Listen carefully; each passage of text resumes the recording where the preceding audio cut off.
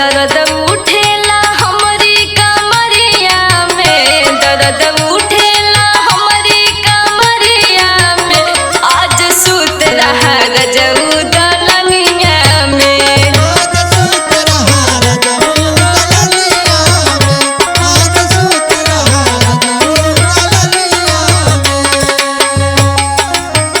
ऐसन बात बा?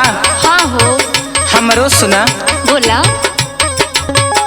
काहे डारेलू जान परेशानिया में, काहे डारेलू जान परेशानिया में, नींद आई ना अकेले दालनिया में।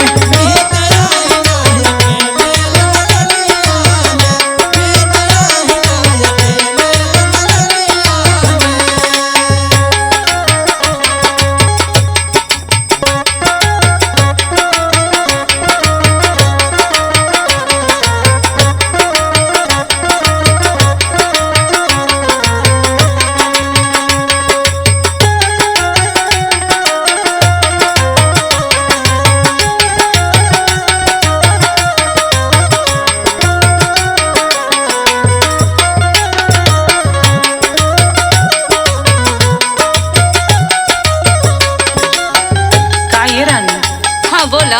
कैसे करबू? वो तोहार परेशानी बा, वो के तू समझा, आज हमार परेशानी सुना। अरे कुछ हमरो मजबूरी बा ना। अब वो के हम का करी? अरे मान जा। ना माने का बाजी, रोज तो मानी ला। नहीं आजू मान जा ना। हटी सुनी। देह के पीरा न सहले सहाता, ऊपर से काम के लोड बढ़ल जाता।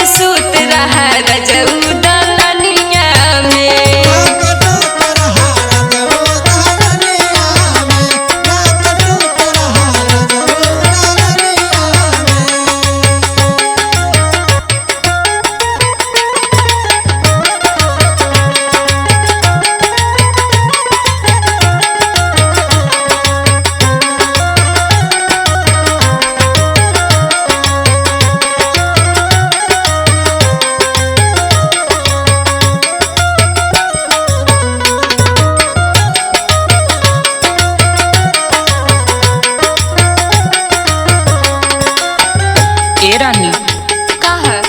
हमारे एक बात माना ना। आज हमके कुछ ना सुने के बा, बहुत तेज दर्द उठल बा। ऐसा मत करा। अरे हमके कुछ ना सुने के बाद जी एक बार कह देनी ना। हमरो सुना ना, हमरो मजबूरी बा कुछ ना। हाँ बोला। सुना।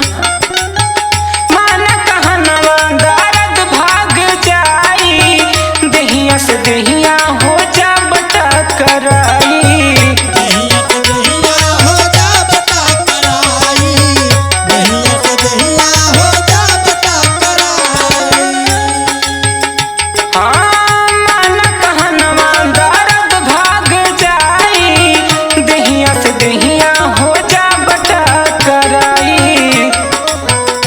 सुना। हाँ बोला। लागे हाव